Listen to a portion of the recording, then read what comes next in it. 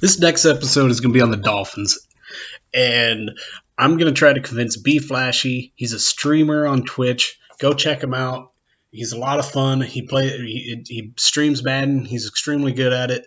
If you're looking for a challenge or if you're just looking to talk about sports, go check him out. But I'm doing this Dolphins podcast because I'm going to try to convince him that the Dolphins are going to win the AFC East. I truly believe that, and I want him to truly believe that. So let's get started. I think the way they ended the season and the mentality they ended the season with, I think is way more important than numbers. Beating the Eagles and the Patriots, two playoff teams, something the Bills didn't do. They beat two playoff teams, so they're getting in that winning mindset. So many teams, I feel like when they tank, they get into that losing mindset, and it's hard to overcome that, and it's hard to get into that. All right, now we just got to win every game possible, and winning every game possible so that in the end of the season, you have a chance to make it to the playoffs. The Dolphins ended the season like that, and I love that they did. I love how they ended it. It gets me excited for Miami football, and that's something I never thought I would say.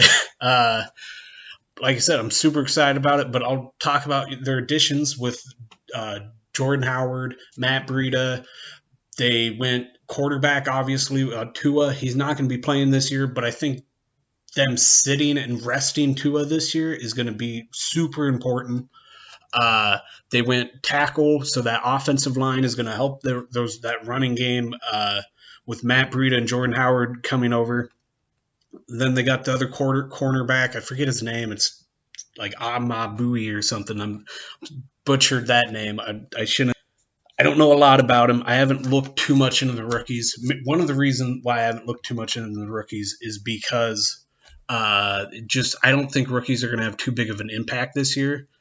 I think that the rookies, just with the quarantine and all that stuff going on, I think they're going to have a hard time getting on the field and producing the way rookies normally would until later on in the year. So I haven't looked too much into the rookies, but I know they improved their defense. They improved their offense. I'm super excited. But the next really big reason why I'm picking the Dolphins is their schedule. I feel like their schedule just really helps them out this year. They get New England. And if I'm going to play New England, I'm going to play them in the beginning of the season. I think teams that play New England in the beginning of the season are going to be much more happy than teams that play them at the end of the season. Cam Newton coming off the injury, starting up in with 2 months, July and August, he's not going to have a lot of time to learn the offensive playbook. He's not going to have a lot of time to get just rhythm with those wide receivers and running backs and just what you need to do to produce at a high level. Will he play bad? No, but I don't see him carrying the team, and that defense lost some pieces, so they're going to take some time to get ready on defense and get back into that elite status they were last year and scoring like every time on defense. I mean, the fantasy points they put up alone on defense was insane. I remember there were people trying to trade running backs for New England's defense. That's crazy in fantasy world or fantasy football. So it's crazy. So that defense is going to obviously take a step down with losing Van Hoy, losing Shelton, losing Collins. I don't think that defense is going to be as elite as it was.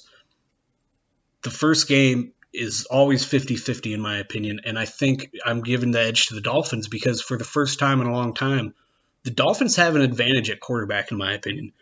With Cam Newton not knowing the system that well, or Stidman being the backup, I think the Dolphins have an advantage at quarterback. So I'm picking the Dolphins in the first week. Then you got Buffalo. I think Buffalo is going to kind of have the same issues as New England for different reasons, though. I think they're going to have a slow start because of that playoff loss. I mean, that hurts when you're a young team learning how to win and learning how to get better, and you go from having a 20-point lead or 16-point lead and losing that. I think that's going to hurt them. It's going to cause them to have a slow start. I think that's how the Miami Dolphins can steal 2 games against 2 good opponents early in the season, start out 2-0, and that's going to be key for them to making the playoffs. And then you got Jacksonville. They should be favored in that game. It's a Thursday night game. I don't see why they can't win that game. Then you have Seattle. Seattle is playing a tough stretch of games, too. They got the Vikings the week after, so that I could see them overlooking Seattle, but I'm going to pick Seattle in that game. Or I could see Seattle overlooking Miami, but I'm going to pick Seattle in that game. Then they got San Francisco. I'm picking San Francisco. Denver, that's a 50-50 game. I think if the Dolphins make the playoffs by like one game, I think this is going to be the game that's really the decider. That really, I don't know. I think the Dolphins have a chance to be a playoff team, and I think the Dolphins win the AFC East. They could face Denver in the wild card. I mean, I could see it. So this is a potential playoff matchup. Then you got the Chargers. The Chargers have more talent, but the Chargers always seem to have more talent, and they don't do a lot with it. I'm picking the Dolphins in that game. The Rams, I was going to pick the Rams, but then I looked at the Rams schedule, and they play Chicago on Monday night, and then they have to fly to Miami to play them Sunday. So not only are you going to west to East Coast, but you're going west to East Coast on a short amount of time, especially with all the coronavirus and stuff. I don't know if travels are going to slow you down. Like, are they going to have to spend more time traveling? That's why I'm leaning towards more home teams this year winning. I think if you have a good home crowd, I think it's going to be harder for teams to win in the opponent's stadium because traveling is going to be a lot slower and it's going to wear out teams easier. They improved too much with Isaiah Simmons and getting Hopkins. I think it's going to be closer than what people think, but I think Arizona pulls it out. And then they have the Jets back-to-back weeks. Jets, bye-week Jets. I think the Jets season is – I don't think they're making the playoffs. I think they're going like 4-12. I think at that point the Jets are throwing in the towel and tanking, which the Dolphins didn't do. And I think that's the difference between the Jets and the Dolphins, in my opinion, this year. Now, I know that the Jets won like 5 of the last 7 games, but it was against non-playoff teams. It was against bad teams. So they didn't beat the good teams. That's what I was impressed about with the Dolphins. And then the Bengals, that's a very winnable game with Joe Burrow starting, a rookie quarterback with all this chaos. There's no reason why they shouldn't beat the Bengals in Miami. Kansas City, I'll pick Kansas City in that. New England, the rematch.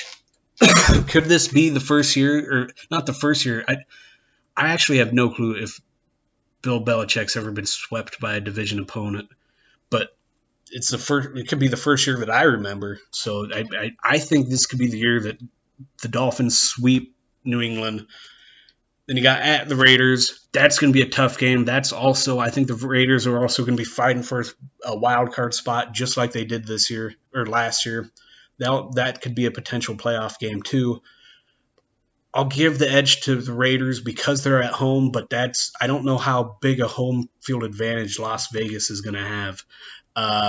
And then Buffalo, that's a tough game in Buffalo. I'll give the advantage to Buffalo on the home field advantage, but the Dolphins certainly can win that game, and that's about 10 games. And I think that's 9, 10 games is what you need to win the AFC East. And I'm really glad that they're ending the season with Buffalo against Miami.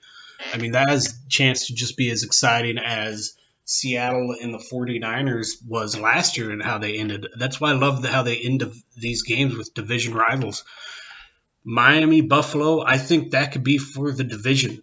That could be for the division.